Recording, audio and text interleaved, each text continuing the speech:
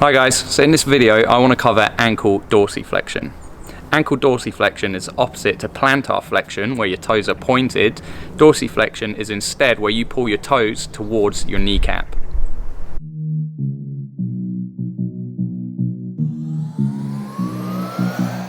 When you do bodyweight exercises like squats or pistol squats, it's pretty much a requirement of your ankles for them to go into dorsiflexion.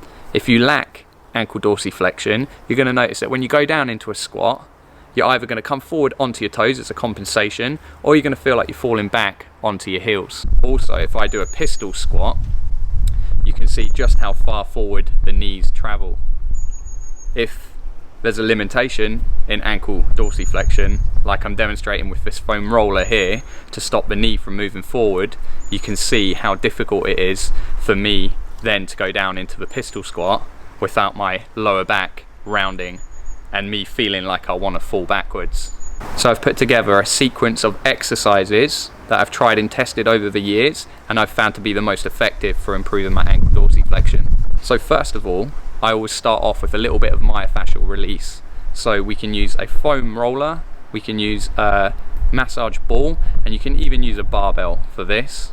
Foam rolling is not too complex. You just want to place the roller on the muscle that you're massaging and move it around. Okay, so you're going to roll up and down the calf. You can move side to side to make sure you're getting all of the muscle. And you can pause at certain points when you find an area that seems quite tender or quite tight. You can pause on that.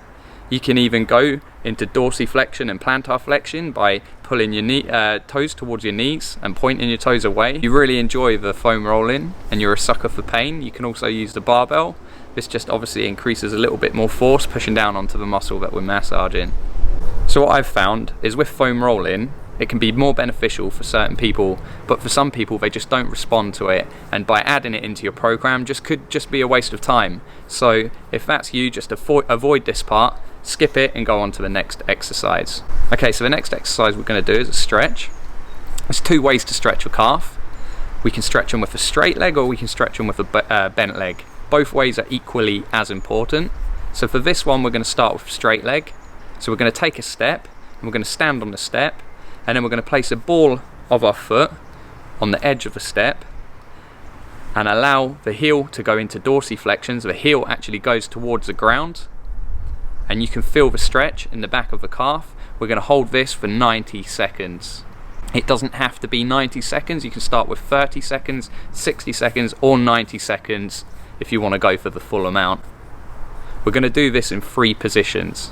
So we're going to do it with the foot coming inwards, we're going to do it with the foot straight, and we're going to do it with the foot going outwards to hit all angles.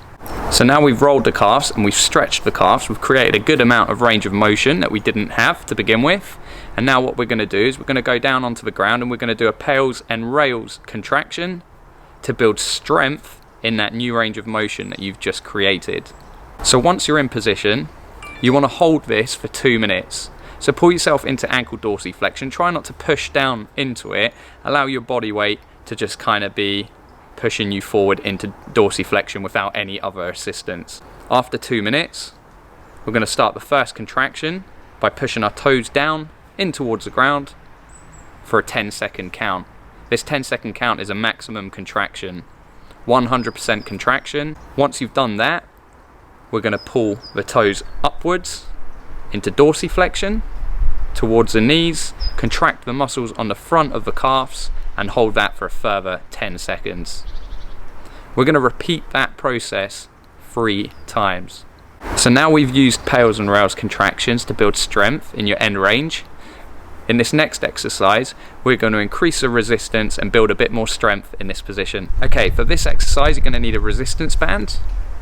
And to begin with, we're going to place the band around our forefoot up towards the toes, and then we're just going to pull back and create a little bit of resistance on that band. So engage those muscles on the front of your leg, squeeze and hold that there.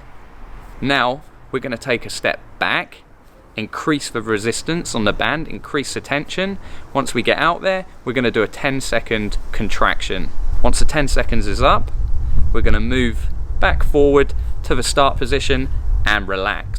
Perform 2 to 3 sets of this exercise. And for the final exercise, we're going to do some ankle cars, which is controlled articular rotations, and we're just going to use this to take our ankles through their entire range of motion. Again, just building control in your range of motion, the new range of motion that you've just created.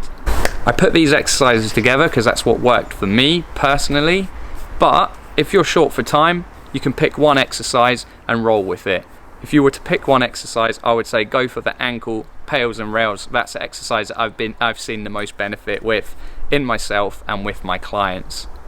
The reason I say the pails and rails exercise is the most important is because that's the one exercise that takes your ankle into dorsiflexion, into its end range, and strengthens you in that position.